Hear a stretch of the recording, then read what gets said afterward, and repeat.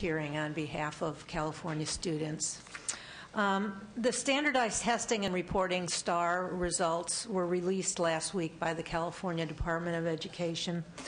And while they reveal that students are making small incremental growth in their achievement, the achievement gaps between low income and students of color and their more advantaged peers remain huge. They're devastating. They're pervasive. If we are truly serious about forever closing this gap and educating all students to the highest levels, we must also get serious about identifying the teachers who are most effective in our classrooms and which ones need help. We agree that employment decisions should be left at the local level, but we feel strongly that the state should take a leadership role in helping local leaders identify and reward the teachers or groups of teachers who are most successful in raising student achievement. The absence of state leadership has played out in collective bargaining agreements across our state that perpetuate weak evaluation systems for our teachers. The truth is that only a handful of districts have actually implemented reforms to use student performance data as part of teacher evaluation.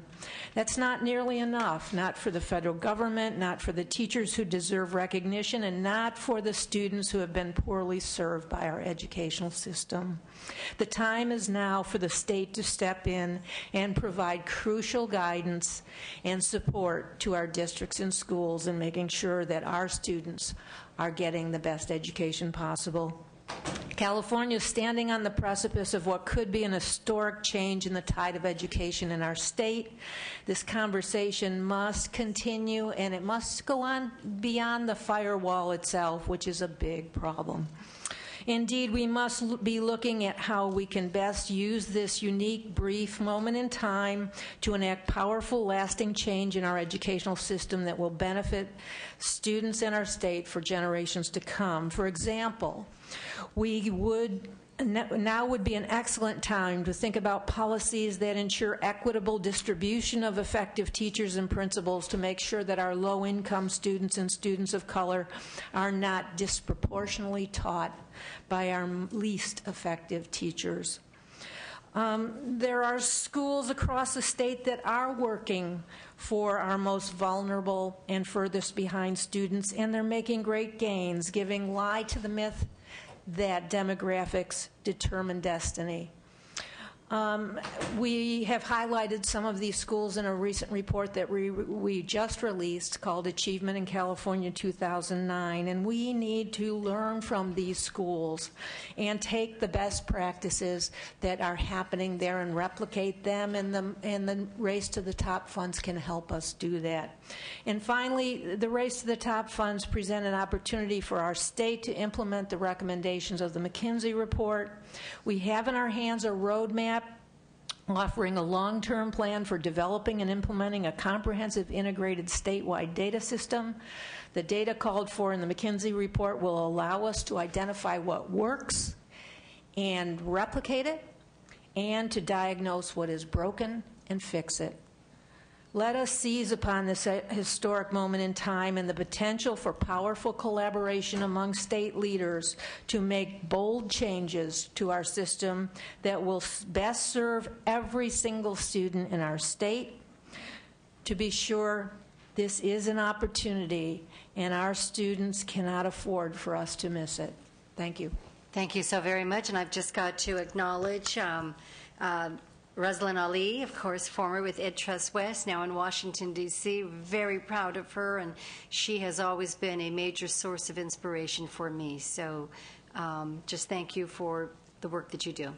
All right, next. Hi, I'm Linda Gallagher. I'm the Vice President of Education for the Bay Area Council, and I'm here to testify on behalf of the business community, our business members, that we think Race to the Top is a great opportunity. We're very excited about the combination of reform and additional resources, and we hope that our state will put together a multi-stakeholder, comprehensive grant application, and that we will make the phase 1 deadline. Thank you. Thank you very much. Next. Yes, my name is Oscar Rosenblum. I had a handout that I prepared for you. I wanted to thank you, Chairwoman, for the opportunity to be here. I wanted to present a perspective on the what works in innovation, which has been less emphasized than the race to the top, but we think is equally important. I'm here representing the Fremont Unified School District, working in conjunction with the Math Science Nucleus, which is a Fremont-based science curriculum nonprofit. We have an intent of preparing an application for funding under What Works in Innovation, and in your package you'll see the letter from the superintendent supporting our effort. What I wanted to emphasize is that in the appropriations, each of these two items is classified separately in the domestic federal assistance, and the regulations for the race to the top have issued, whereas the regulations for the What Works in Innovation have yet to issue. Both of them have guidelines to operate under a Phase 1 and Phase 2, so we're still waiting very much for the Phase 1 guidelines on What Works in Innovation. What I wanted to emphasize is that while the numbers are small, it's a $650 million allocation in fiscal 2009, and unlike the race to the top, it does have $100 million allocated in fiscal 2010. There's a multiplier effect at risk here. We fully expect that with a project like ours, we could attract a lot of contributions from philanthropy. Our project is, in a nutshell, to offer special science instruction from an educational corridor in Fremont, whereby the school district and the nonprofit combine to bring the students to the corridor. The corridor consists of a Children's Natural History Museum. Part of the exposed Hayward Fault is there. There is an urban wetlands.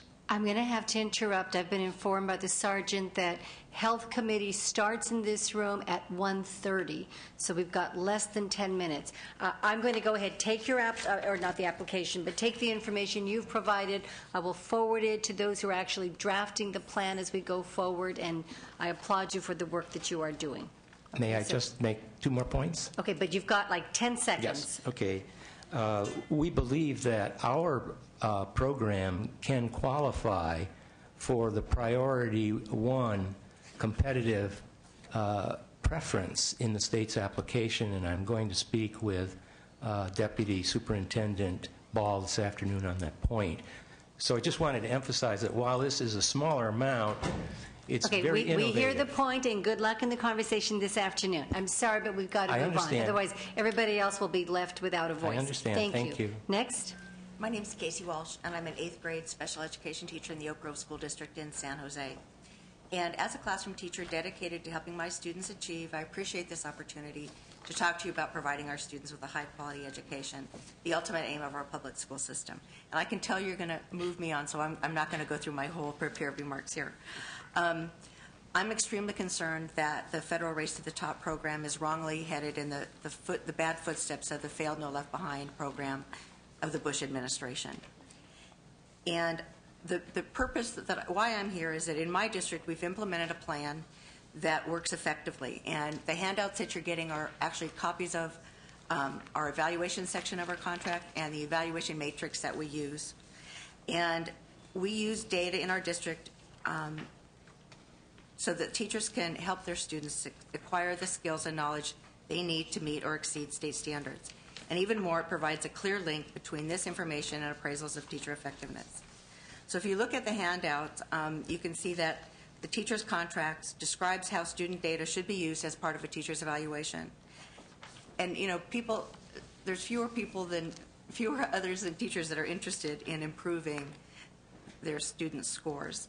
It's a subject of our lunchtime conversations, our informal mentoring, and our formal processes. Thank you for bringing this forward to us for review. Okay. Thank you. Next witness.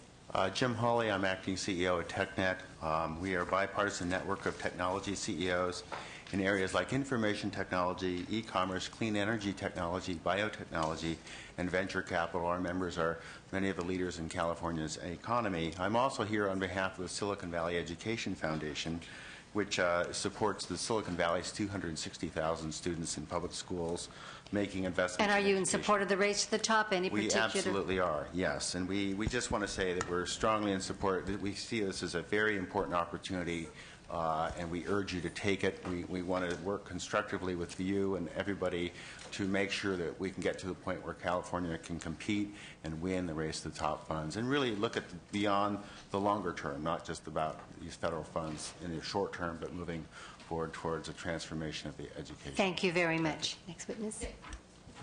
Debbie Look with California State PTA, and we also have a handout. I'll try and just breeze through some of our key points. We feel as an organization with nearly 1 million members and over 3,700 local units, we're uniquely positioned to contribute to this policy discussion and look forward to being part of the ongoing efforts. We welcome the current focus on school reform and believe the emphasis must be on school needs. We acknowledge the sense of urgency created by this short timeline for the Race to the Top funds, but we want to be sure that the proposed reforms accomplish what we need for students. And although this one-time money, while substantial in total, may only be a small portion of the cuts that we faced, we understand that this may be ongoing policy concerns as we go forward with federal reform. PTA believes all children and youth are entitled to high-quality, comprehensive, and diversified education that includes equal opportunity for all. We do have your statements. I understand that you're reading this, but we'll put it into the record. So overall, parents, your organization wants to play an active role as we prepare this application. We want to see that our content standards are not lowered, that we're considering multiple measures when we're looking at both teacher as well as student evaluation, and that we make sure that we have strong local control where parents have opportunities for meaningful input. Thank you so much. Next Sherry witness. Griffith with the Association of California School Administrators. We represent over 16,000 school, district, and county administrators in California. A majority of our members are principals, and as you are well aware, they're on the front lines every day in regards to accountability.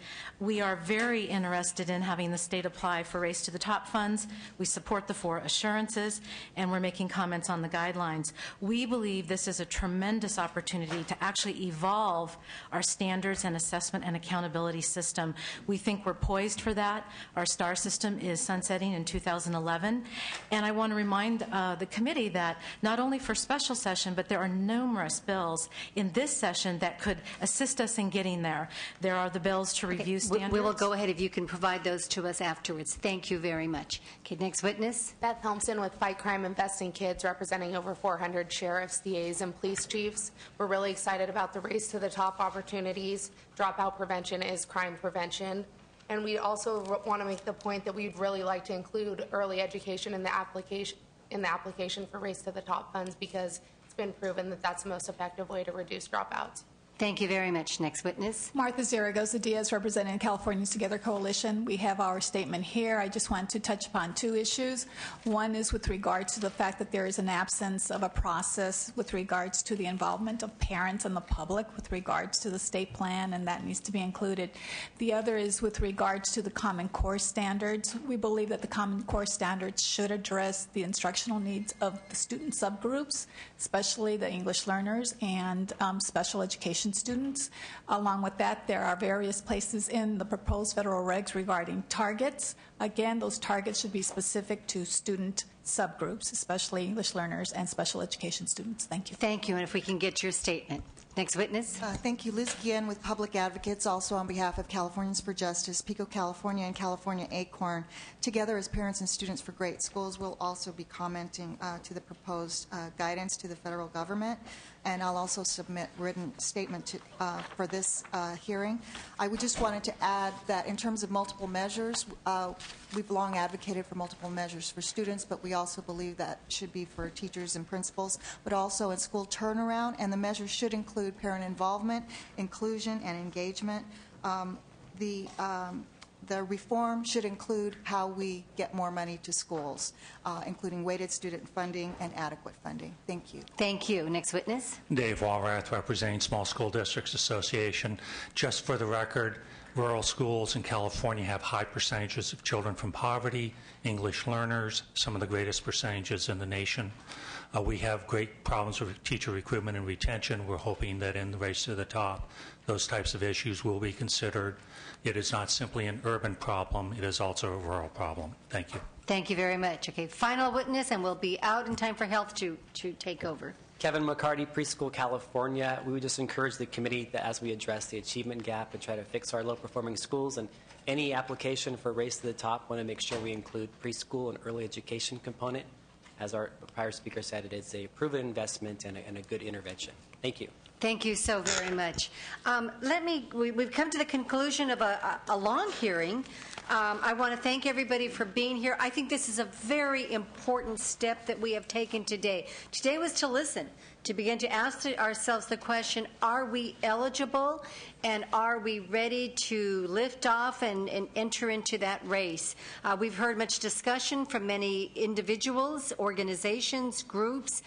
We've heard of major concerns that we will have to be very cognizant of as we move forward.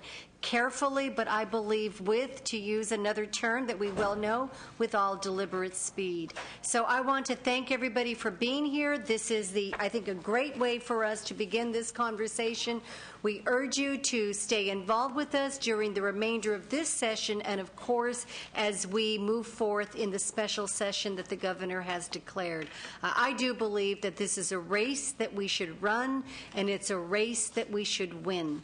And I look forward to working with each and every one of you to ensure that California has the strongest application, and an application that will ensure an opportunity for education excellence for the future for all of our students. Thank you, and this hearing is now officially concluded.